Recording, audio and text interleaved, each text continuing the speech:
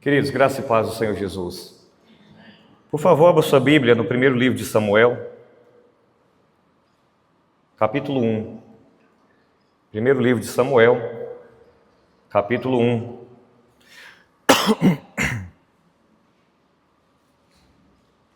Nós leremos do verso 1 ao verso 20.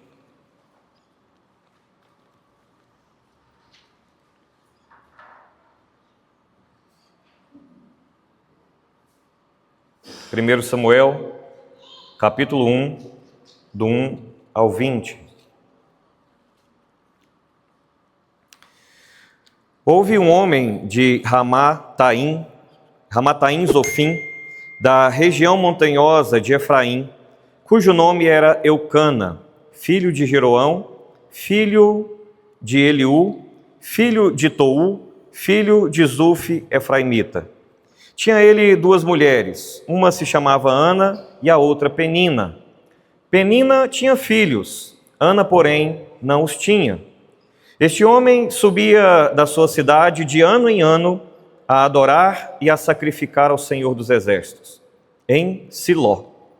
Estavam ali os dois filhos de Eli, Ofni e Finéias, como sacerdotes do Senhor. No dia em que Eucana oferecia o seu sacrifício, dava ele porções deste a Penina, sua mulher, e a todos os seus filhos e filhas. A Ana, porém, dava porção dupla, porque ele a amava, ainda mesmo que o Senhor a houvesse deixado estéril. A sua rival a provocava excessivamente para a irritar, porquanto o Senhor lhe havia cerrado a madre. E assim o fazia ele de ano em ano.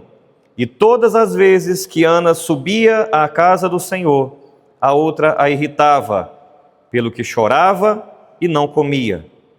Então Eucana, seu marido, lhe disse: Ana, por que choras? E por que não comes? E por que estás de coração triste? Não te sou eu melhor do que 10 filhos? Após terem comido e bebido em Siló, estando Eli, o sacerdote, assentado numa cadeira, junto a um pilar do templo do Senhor, levantou-se Ana e com amargura de alma orou ao Senhor e chorou abundantemente. E fez um voto dizendo: Senhor dos exércitos, se benignamente atentares para a aflição da tua serva, e de mim te lembrares, e da tua serva não te esqueceres, e lhe deres um filho varão, ao Senhor o darei por todos os dias da sua vida, e sobre a sua cabeça não passará navalha. Demorando-se ela no orar perante o Senhor, passou Eli a observar-lhe o movimento dos lábios, porquanto Ana só no coração falava. Seus lábios se moviam, porém não se lhe ouvia voz nenhuma. Por isso Eli a teve por embriagada e lhe disse: Até quando estarás tu embriagada? Aparta de ti esse vinho. Porém Ana respondeu: Não, Senhor meu, eu sou mulher atribulada de espírito. Não bebi nem vinho, nem bebida forte, porém venho derramando a minha alma perante o Senhor. Não tenhas, pois, a tua serva por filha de Belial, porque pelo excesso da minha ansiedade e da minha aflição é que tenho falado até agora. Então lhe respondeu Eli: Vai-te em paz, e o Deus de Israel te conceda a petição que lhe fizeste. E disse ela: Acha a tua serva mercê diante de ti. Assim a mulher se foi seu caminho e comeu, e o seu semblante já não era triste. Levantaram-se de madrugada e adoraram perante o Senhor, e voltaram, e chegaram à sua casa, a Ramá. Eucana coabitou com Ana, sua mulher, e lembrando-se dela o Senhor, ela concebeu, e passado o devido tempo teve um filho, a que chamou Samuel, pois dizia: Do Senhor o pedi. Senhor, a igreja do Senhor te adora na manhã deste domingo. A igreja do Senhor te adora e te presta um culto. do mais íntimo do nosso ser. Obrigado pela comunhão já desfrutada aqui hoje, nessa manhã. Obrigado pelo privilégio do livre acesso à Tua presença pelo sangue do Cordeiro Jesus. Obrigado pelos louvores que movem o nosso espírito de uma maneira genuína à presença do Senhor. Mas agora, Deus, quando vamos ouvir a voz do Senhor pela exposição da Tua palavra, nós suplicamos, ó Deus, que essa palavra ache lugar no nosso coração. Que a palavra do Senhor, ó Deus, molde, que ela mude, que ela transforme, que ela lapide, que ela, ó Deus, possa limpar o nosso coração. Que a palavra do Senhor gere vida, que a palavra do Senhor gere ânimo, que a palavra do Senhor direcione a Tua igreja ao centro do Teu querer, da Tua vontade e da Tua missão. Fala conosco nessa manhã tão preciosa que é o Dia das Mães. Fala com as mães, fala com os filhos, fala, Deus, com o Teu povo, em nome de Jesus. Amém. Alguém certa vez disse que uma mãe carrega um filho 9 meses no ventre, 3 a 4 anos nos braços e a vida inteira no coração. Isso é uma grande verdade. Talvez o Dia das Mães seja uma das datas mais celebradas, mais lembradas e mais comemoradas de todas do calendário da nossa nação. Mas, meus irmãos, o Dia das Mães, eu creio que é ao mesmo tempo que é um dos domingos ou um dos feriados mais belos de todo o nosso ano. Pode ser que seja para algumas pessoas também um dos dias mais difíceis do ano. Porque enquanto alguns passam hoje celebrando, outros, de certa forma, atravessam, tentando sobreviver emocionalmente essa data, esse dia. Porque ao mesmo tempo que nós nos encontramos com mães sorrindo, existem muitas mães chorando em silêncio à nossa volta. Ao mesmo tempo que nós encontramos mulheres que carregam filhos nos braços, muitas vezes nós encontramos também mulheres que carregam sonhos interrompidos no coração. Existem filhos muito gratos nesse dia. Mas, irmãos, existem também muitos filhos feridos nesse dia. Existem famílias restauradas pela graça de Deus, mas nesse dia também existem muitas famílias quebradas, sofrendo, machucadas. Há hoje quem venha com flores, mas há hoje também quem venha com apenas saudades no peito. Porque, irmãos, maternidade não é apenas um tema biológico. Não é necessariamente sobre gestação e sobre parir um ser. Maternidade, irmãos, é algo profundamente espiritual. Maternidade é algo profundamente humano. É da essência da humanidade, é algo profundamente emocional. E talvez seja exatamente por isso que a Bíblia não romantiza algumas maternidades.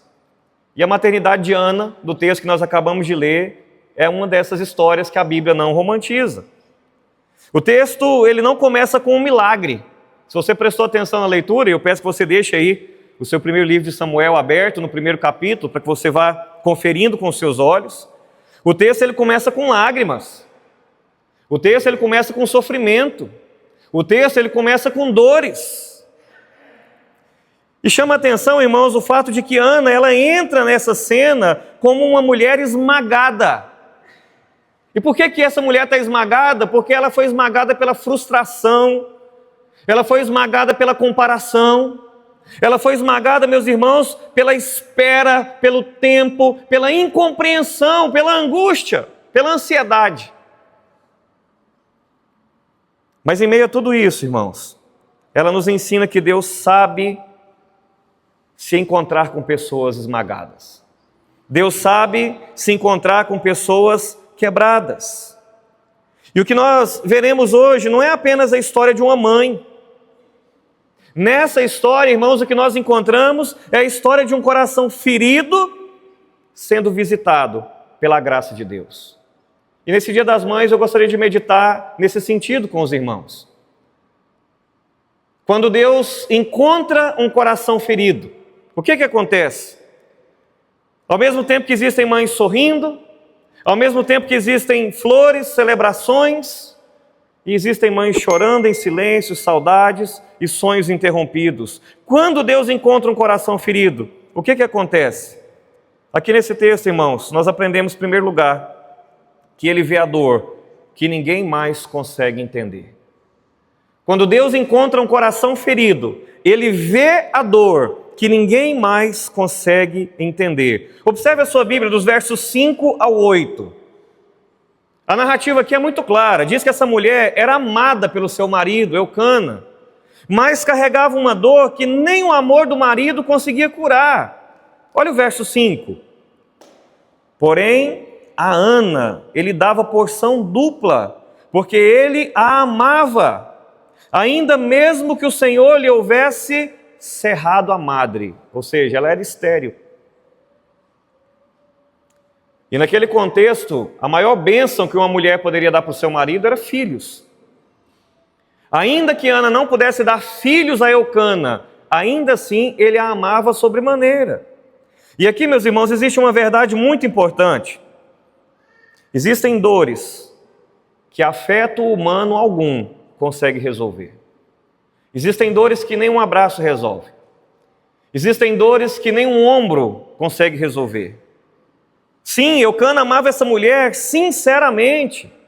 E é interessante porque a frase dele revela como ele não conseguia nem compreender a profundidade da dor dela. Olha o verso 8. Ele fala assim: Ana, eu não te sou melhor do que 10 filhos. Em outras palavras, ele está dizendo aqui, você não deveria estar satisfeita comigo? Assim, parece que ele era um cara meio humilde, inclusive, né? Mas ele fala, eu te amo, eu cuido de você, você não me deu filho algum, mas ainda assim, eu te priorizo na minha vida. Você não está satisfeita com isso? Mas, irmãos, existem feridas que não se resolvem com frases prontas, com frases de efeito. Existem feridas que palavras não conseguem curar. O texto bíblico deixa claro a co-esposa de Eucana, e aí a gente não tem nem tempo para entrar nisso aqui, é um contexto cultural onde a poligamia era tolerada socialmente, não que Deus em algum momento havia permitido isso, mas a outra esposa de Eucana, Penina, diz o texto bíblico que humilhava Ana continuamente. Aquela coisa de disputa, né? Graças a Deus hoje em dia não existe mais essa questão de porfia de mulher com mulher, mas naquela época era muito, muito comum, né? E aí ela, imagina a Penina arrumando os meninos para sair, né? Penteando o cabelo, né? E aí chamava, fulano, vem tomar banho, né? Provocando a Ana. E a Ana não podia fazer nada daquilo. Continuamente humilhada. O próprio pastor da época, o sacerdote Eli, interpretou ela mal. Ela está orando, ele achou que ela estava embriagada. Então Eucana não conseguiu compreender a sua mulher, mesmo na sua angústia, mesmo na sua dor. O ponto é o seguinte, irmãos, essa mulher ela estava cercada de pessoas, mas ela estava sozinha dentro de si mesma. Ela estava cercada por gente, mas a sua alma estava isolada dentro da sua existência. E meus irmãos, quantas pessoas estão exatamente assim hoje também? Pode ser que entre nós haja pessoas como Ana, hoje aqui nesse lugar, nessa manhã. Porque existem muitas mães e irmãos que estão cansadas emocionalmente. Existem muitas mulheres que estão lutando contra a sensação de insuficiência. Fazem, mas têm a impressão que estão fazendo pouco. Mas existem filhos também que nunca receberam o carinho da própria mãe. Ou que talvez não tenham conhecido ou não conviveram com a mãe. Existem pessoas que associam o Dia das Mães não à celebração, mas à ausência, à distância, a vazio. O fato, irmãos, é que alguns entram hoje na sala carregando flores, enquanto tantos outros entram também carregando memórias. Porque já não tem a sua mãe para dar um abraço, já não tem a sua mãe para dar um presente, já não tem a sua mãe para comer aquela comidinha tão gostosa e tão inesquecível. E o texto mostra algo precioso aqui para nós, irmãos. O texto nos mostra que quando ninguém compreende completamente a nossa dor, o nosso Deus compreende. Quando ninguém compreende o nosso sofrimento, quando Deus encontra o nosso ferido coração, Ele nos compreende. A esterilidade de Ana não era apenas física, No contexto cultural e social em Israel, irmãos, isso trazia vergonha social. Olha lá, ó, vem a mulher que não tem filho. Isso trazia um sentimento de fracasso muito grande para uma mulher. Isso trazia uma profunda angústia espiritual, porque a sensação e a crença é: Deus não me abençoou, eu não sou abençoada, por isso eu não tenho filhos. Então era angustiante a situação de Ana. Mas mesmo assim, o texto bíblico nos mostra que Deus via essa mulher. Deus via a dor dessa mulher, o sofrimento dessa mulher, o coração dessa mulher. E eu quero te dizer, minha irmã, mas eu quero dizer para você também, meu irmão, talvez ninguém perceba as suas lágrimas escondidas, a sua angústia velada. Talvez ninguém entenda o que você tem sentido nos últimos dias, ou talvez o que você está sentindo hoje. Mas Deus vê. Deus encontra o nosso coração ferido no meio da angústia. Você não foi esquecido por Deus, você não foi esquecida por Deus. É por isso que Davi diria mais tarde, lá no Salmo 56, no verso 8, Tu contaste os meus passos quando sofri perseguições, recolheste as minhas lágrimas no teu odre. Ou seja, Davi está dizendo que enquanto ele estava sofrendo, Deus estava de perto ali, tão perto que conseguia contar os passos, tão perto que conseguia aparar com uma vasilha as lágrimas. Isso nos ensina, irmãos, que nenhuma lágrima derramada diante de Deus, ela é desperdiçada. Nenhuma lágrima derramada diante de Deus, ela é ignorada. Existem pessoas que sabem sorrir em público, ao mesmo tempo que sangram em silêncio. Existem pessoas que mostram um belo sorriso na frente das pessoas, mas que estão com o coração dilacerado no oculto da sua alma. Ana, ela provavelmente participava das festas religiosas. O texto bíblico diz aqui, inclusive, que ela estava numa dessas festas. Ela caminhava com a família, ela cumpria suas responsabilidades de mulher, de esposa, mas por dentro o texto nos mostra uma mulher quebrada, dilacerada. Muitas vezes, irmãos, a igreja vê o sorriso. Muitas vezes o coletivo vê o rosto, mas Deus vê a nossa alma. Deus, Ele vê o nosso coração. E o Evangelho é exatamente isso. É Cristo vindo ao encontro de pessoas feridas, curando, resgatando, salvando aquilo que o mundo não vê.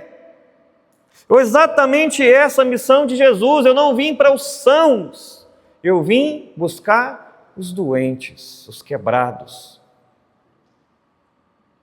Porque Ele é homem de dores e sabe o que é padecer.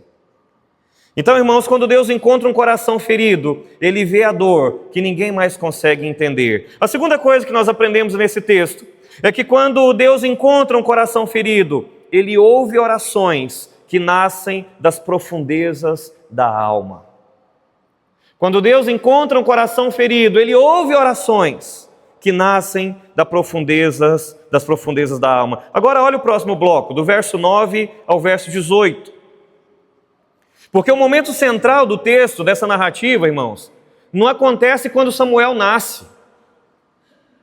O momento central do texto, a grande virada, acontece quando Ana derrama sua alma diante do Senhor. É quando ela rasga o seu coração diante do Senhor. Olha o versículo 10. Ela, pois, com amargura de alma, orou ao Senhor e chorou abundantemente. Você sabe o que essa mulher fez? Ela transformou a sua dor em oração. O que essa mulher fez, irmãos? Transformou a sua dor em oração. E isso, irmãos, é fantástico. É um ensino precioso para a nossa vida. Isso aqui é algo extraordinário. Sabe por quê? Porque muitas pessoas transformam dor em revolta. Muitas pessoas transformam dor em amargura. Muitas pessoas transformam dor em afastamento de Deus.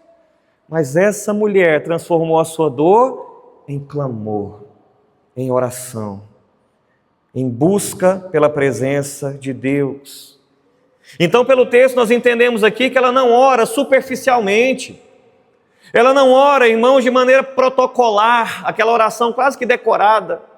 Ela não ora, irmãos, de uma maneira que o seu coração está distante do Senhor. Ela rasga e ela derrama o coração diante do Senhor, a tal ponto que o sacerdote acha que ela está embriagada. Sabe por quê, irmãos? Porque a oração intensa sempre vai parecer estranha para quem perdeu a sensibilidade espiritual. Fechar os olhos, levantar as mãos, adorar verdadeiramente, dizer aleluia, glória a Deus, sempre vai parecer algo estranho para quem está distante do Senhor.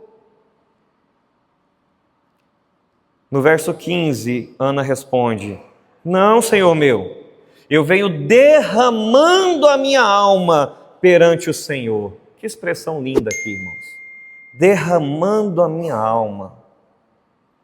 Ela podia ter despejado esse problema nas redes sociais. Ela podia ter despejado esse problema no seu grupo de amizades. Mas ela não descarregou a alma dela, irmãos, em murmuração. Ela derramou a sua alma diante daquele que pode mover céus e terra em favor de um coração ferido. E é isso que ela faz. Ela derramou a sua alma diante de Deus.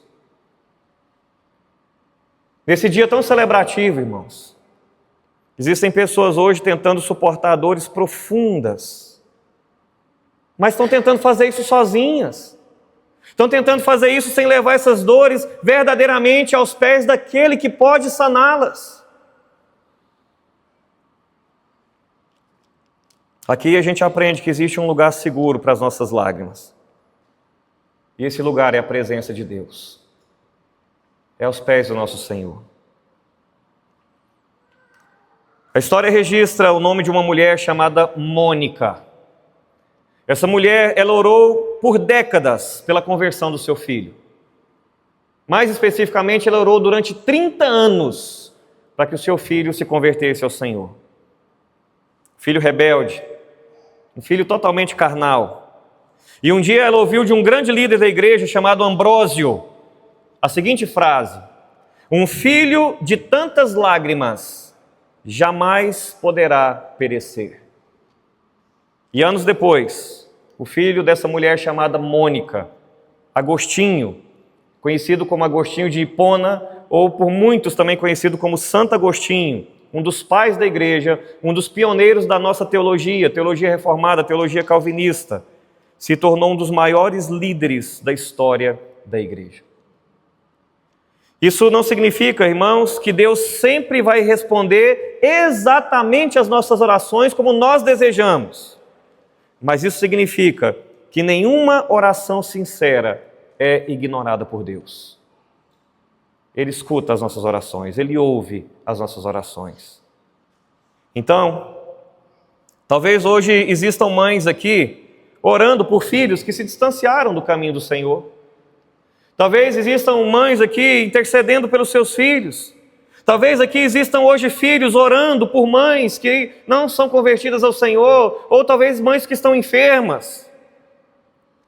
Talvez existam hoje aqui mulheres orando por um ventre que permanece vazio, ou pessoas orando para que Deus cure memórias dolorosas do passado. O que nós estamos ouvindo do Senhor nessa manhã, meus irmãos, é: continue orando.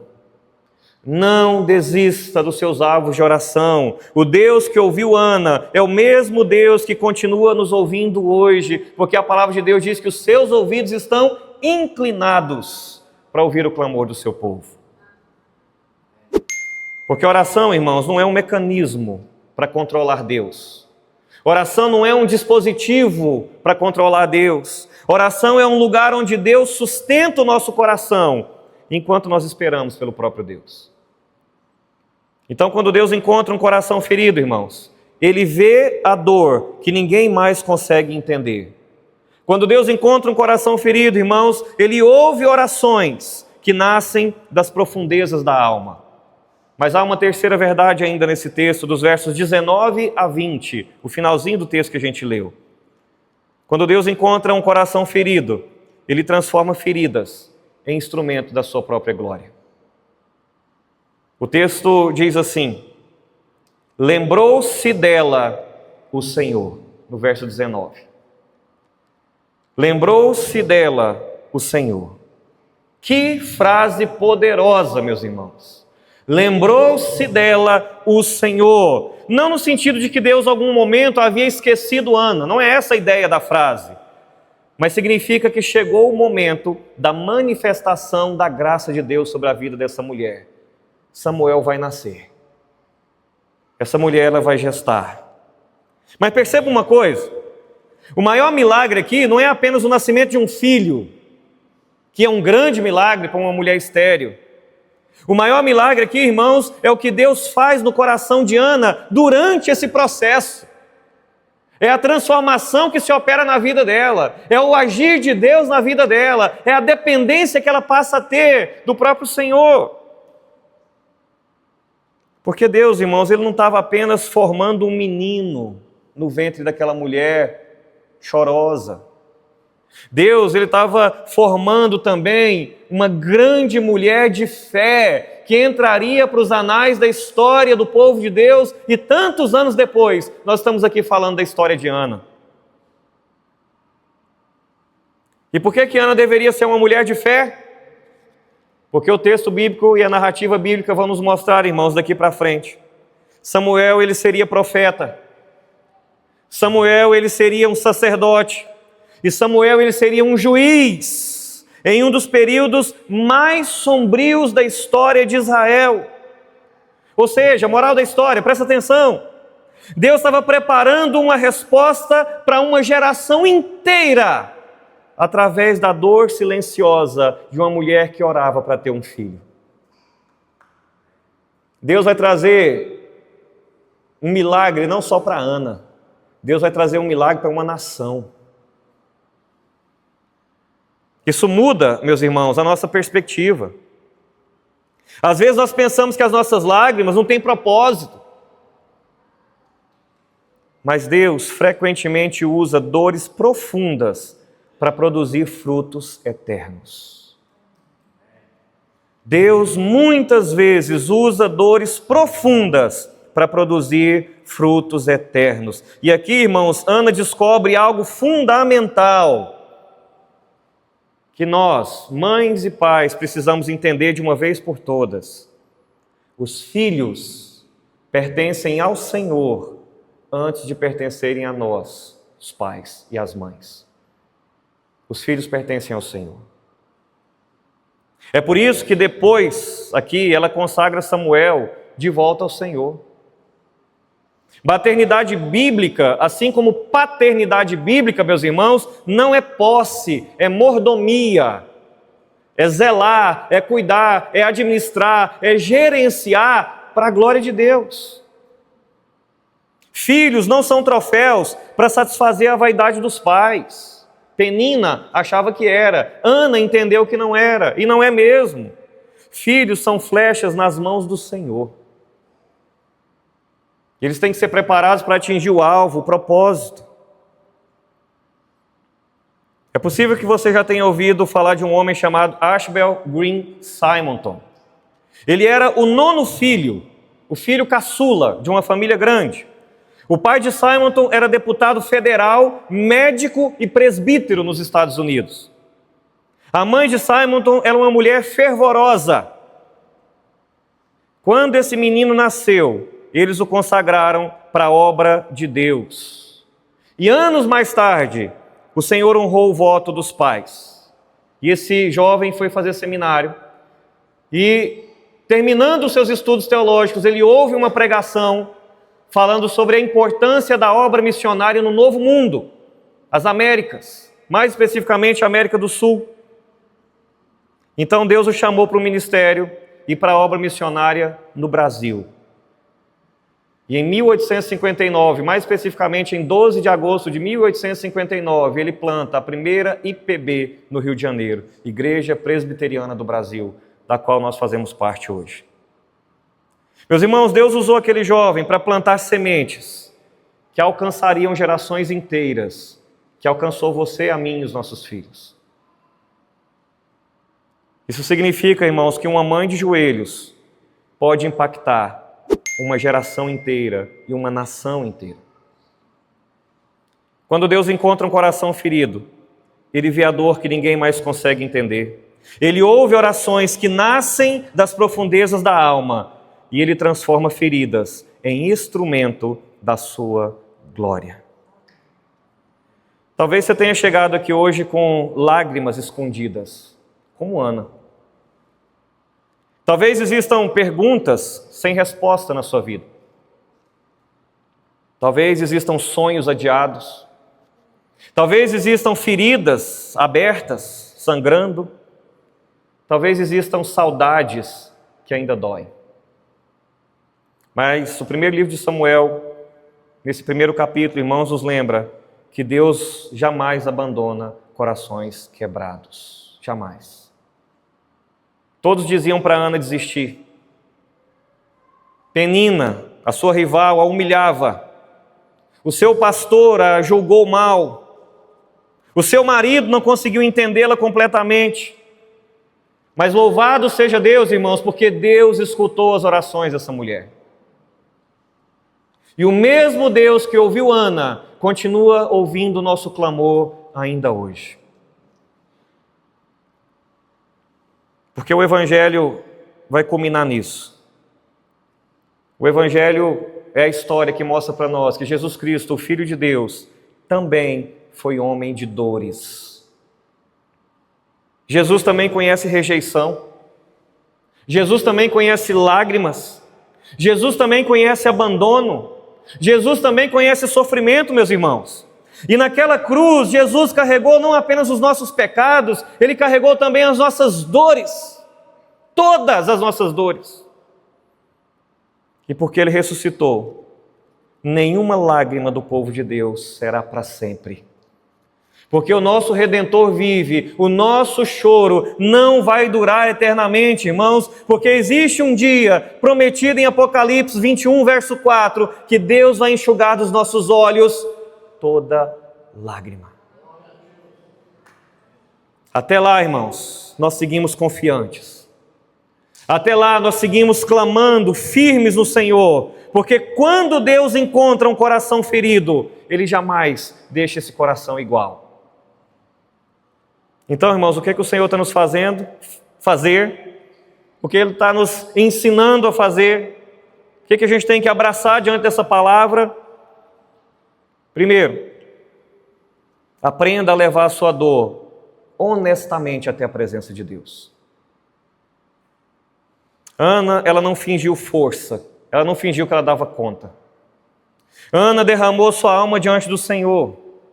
A gente tem que aprender, irmãos, que Deus não exige aparência espiritual. Ele deseja, irmãos, sinceridade. Então, meus irmãos, que a gente possa aprender a parar de esconder lágrimas atrás da religiosidade. Parar de esconder lágrimas, irmãos, atrás de distração, de aparência de que está tudo bem, de que a gente consegue controlar. O Senhor conhece a sua dor. Ele já sabe da sua dor. E Ele te convida a colocar essa dor diante dEle. Segunda coisa que a gente precisa aprender, irmãos, é continuar orando, é perseverar na oração, mesmo durante a espera, porque a espera também é um exercício de fé. Ana, ela não desistiu porque a resposta demorou. E a gente sabe, irmãos, a espera nunca é fácil. É difícil esperar, mas o silêncio de Deus não significa o abandono de Deus. Existem orações, irmãos, que Deus responde imediatamente, mas existem orações que vão precisar amadurecer no tempo da providência. Então continue buscando o Senhor. Não desista de orar pelos seus filhos. Não desista de orar apresentando a sua dor diante do Senhor. Não desista de orar pelo seu casamento. Não desista de orar pela sua família. Não desista de orar pela sua igreja. Não desista de orar pela sua nação. Não desista de orar por você. Continue. Terceira coisa que nós aprendemos, irmãos. Confie na soberania e na bondade de Deus, a despeito das circunstâncias. Ana aprendeu que Deus continua no controle, mesmo quando ela não entendia o processo que ela estava passando. Ela sabia que Deus continuava no controle. Nem sempre, irmãos, a gente vai compreender os caminhos do Senhor, mas nós podemos descansar em quem Ele é em todo o tempo. Porque o mesmo Deus que governa o universo, governa também as particularidades da história da vida de cada um de nós. Quarto princípio: consagre ao Senhor aquilo que Ele confiou a você. Não se esqueça que é dele, então consagre a Ele. Essa mulher entendeu que Samuel pertencia ao Senhor. Irmãos, nós precisamos lembrar, ou entender, ou crer que filhos, família, ministério, cônjuges, sonhos, projetos não existem para a nossa glória. Tudo que o Senhor nos confiou aqui é para a glória dele. O verdadeiro amor, irmãos, sempre entrega para o Senhor aquilo que nós mais amamos. Aquilo que nós mais amamos, nós não temos que colocar numa redoma. Aquilo que nós mais amamos, nós entregamos àquele que é o Senhor de todo amor, de todo cuidado. Então, o que você está tentando cuidar, proteger, resolver sozinho ou sozinha, que hoje você precisa colocar de fato nas mãos do Senhor? Por fim, corra para Cristo. Imediatamente, corra para os braços de Jesus. Essa passagem aponta para algo muito maior do que Ana, muito maior do que Samuel, muito maior do que aquela geração. Essa passagem, irmãos, aponta para Cristo. Aquele que conhece as nossas dores, aquele que chorou, foi rejeitado, que sofreu, que carregou os nossos pecados na cruz. Hoje, esse Jesus, Ele continua recebendo cansados, feridos e sobrecarregados, e Ele nos promete: eu vos aliviarei, vinde a mim. Talvez você tenha vindo hoje apenas para assistir um culto do Dia das Mães, mas eu quero te dizer que Deus te trouxe aqui para você encontrar graça, para você encontrar cura, para você encontrar esperança em Cristo. Você pode ler isso aqui comigo para a gente encerrar? 1, 2, 3. Quando Deus encontra um coração ferido, Ele começa uma obra que transforma uma vida inteira.